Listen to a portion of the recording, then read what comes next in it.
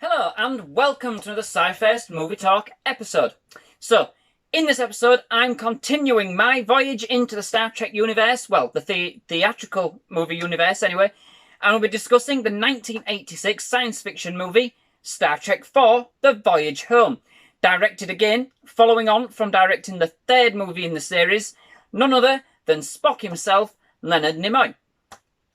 So, this film ends the trilogy which started with Star Trek II, The Wrath of Khan, released 4 years prior in 1982, which was then followed by 1984's Star Trek III, The Search for Spock, and sees the return once again of the crew from the original series. So, just before I start, I want to state that this episode may include spoilers for The Search for Spock, as The Voyage Home kind of leads directly on from the events in that film.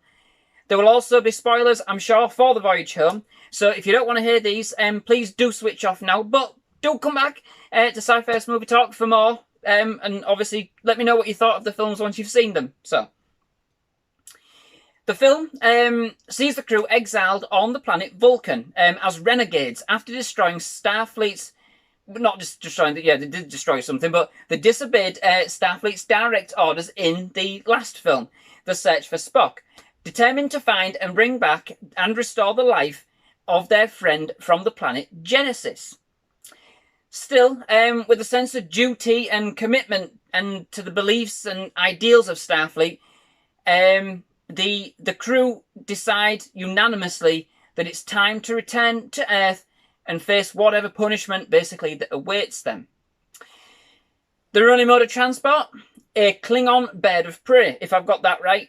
A Klingon bird of prey that they commandeered in the last film. So, interestingly, this film doesn't feature the Enterprise.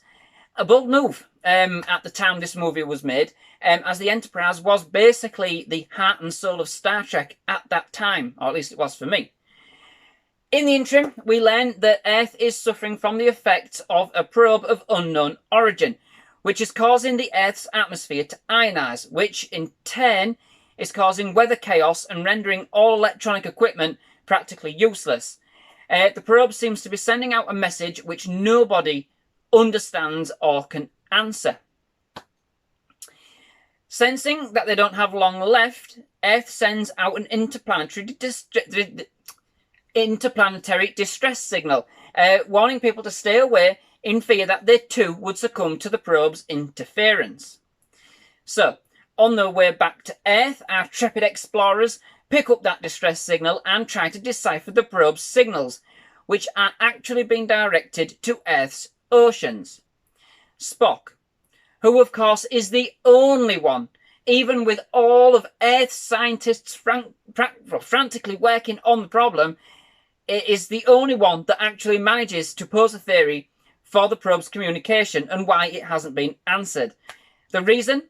The probe is trying to communicate with whales. No, not the country, but in fact humpback whales, which are long since extinct in the future, after being excessively hunted in the past, our present, if you like, or 1980s, still.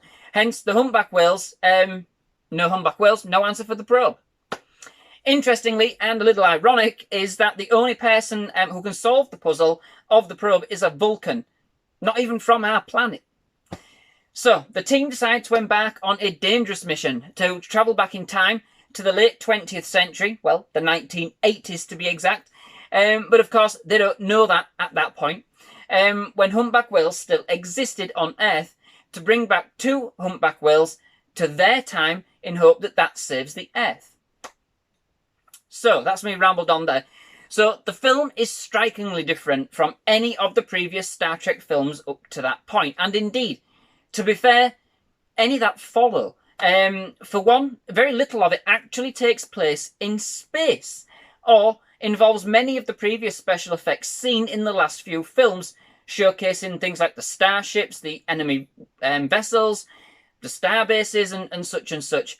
In fact, most of the film is actually based in 1980s San Francisco, with very little of the same kind of space exploration involved. The film takes a very much lighter tone than its predecessors too, opting for more comedy and humour than any other Star Trek, with no dark sinister plots, no real true villain if you discount humans themselves, but we'll get back to that, and no space battles of any kind. Nobody fights, nobody dies. There's none of the classic Star Trek double-cross manoeuvres that had become so much of an important part of the previous two installments of the series. The musical style is different also, with the soundtrack this time composed by Leonard Rosenman, which this time kind of opts for less of the grand Star Trek overtures that have come to be symbolic of the series, and kind of more for a lighter, more playful theme, which for me is almost a bit more like a traditional classical piece at times, and does feel a little bit disjointed. I can see what they were trying to do in terms of fitting the compositions to the lighter tone of the movie, but it just wasn't as prominent for me than those that were used in the previous movies. It's just not that iconic. The film does start with kind of the traditional original series fanfare, as originally composed by Alexander Courage, and did fill me with hope for what was to come. Not for the film, but for the soundtrack. But what followed melds into something completely different, and it was lacklustre for me by comparison. And, of course, in terms of the film, need I reiterate, no Enterprise. But, do you know what? Saying all of that, for how extremely different and relatively simplistic the film actually is, it still feels like Trek. In fact, somehow, more Trek than some of the other movies, that have more action and more special effects and the big Star Trek musical themes. It's more endearing, I think, and I think it's one of the more accessible ones to its audience, even if they wouldn't normally have been interested in Star Trek than any of the other installments. It's probably one of the most beloved Star Trek films ever made. It is one to which most people can actually relate. I would say that it's very easy to digest and not filled with too much sci-fi jargon, but it has enough, in my opinion, that even those of us who love sci-fi can also relate to the film and find enough to keep our interest. Even the concept of time travel, which is usually a very complicated and fraught with issues and continuity errors, is extremely simple here and easy to understand, if but a bit trippy at some points. There's even a couple of in-film jokes which take a very light-hearted approach to some of the issues that can actually arise with time travel. You can tell overall that the actors are having a lot more fun with the roles and have been given the freedom to explore their characters in much more depth. Each gets some real great screen time here and some real great lines.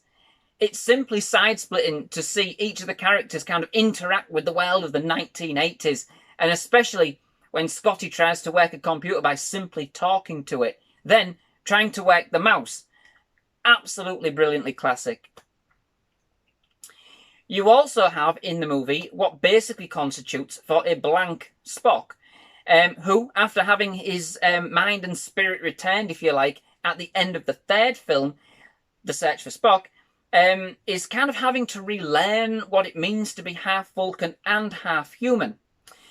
His reteachings have only kind of been in a Vulcan way, so up to that point. So being more logical than usual, if of course that's even possible, it is quite a riot to actually see him learn how to come to terms with his human side versus his logical approach in the centre of 1980s America.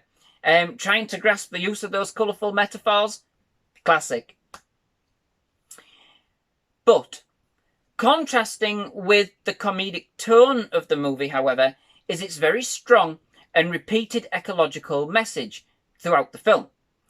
You, of course, have the extinction of the whales due to the excessive whaling in our lifetime, with some very potent and graphic imagery, I might add, which does remain a very poignant message today. The team even track where they are in terms of the timeline by the level of pollution in Earth's atmosphere, and a point is actually made of that in the film. Again, that is still a very poignant message today. Seeing the look, however, on the whalers' faces when they see the Klingon bird of prey for the very first time at the end of the film, absolutely priceless. It's fantastic. So, this film is an excellent addition to the Star Trek franchise overall, if but a little unique in its execution, which, of course, isn't necessarily a bad thing. The comedy and science fiction elements are balanced very well and complement each other in a way which you might not think would work. But it most certainly does, and definitely creates a rather special and endearing film with a very strong and still relevant ecological message. It has definitely got that 80s charm, that much is very true. And just to finish on, if you do need your Enterprise fix, they did in fact save the best for last with a very tantalising look at the amazing Enterprise NCC 1701A, even if it is just for a very brief glance at the end of the film. So, that brings me to the end of this episode. Thank you very much for watching. I do hope you've enjoyed it. If you have, please leave a like. Please do consider subscribing to SciFirst MovieTalk for more movie reviews, trailer reactions, movie gameplay, or gameplay related to movies, that kind of thing, but other movie related topics too. So yeah, please do come back. Most of all, see us again. We'd love to have you back. Thank you very much for watching. Goodbye.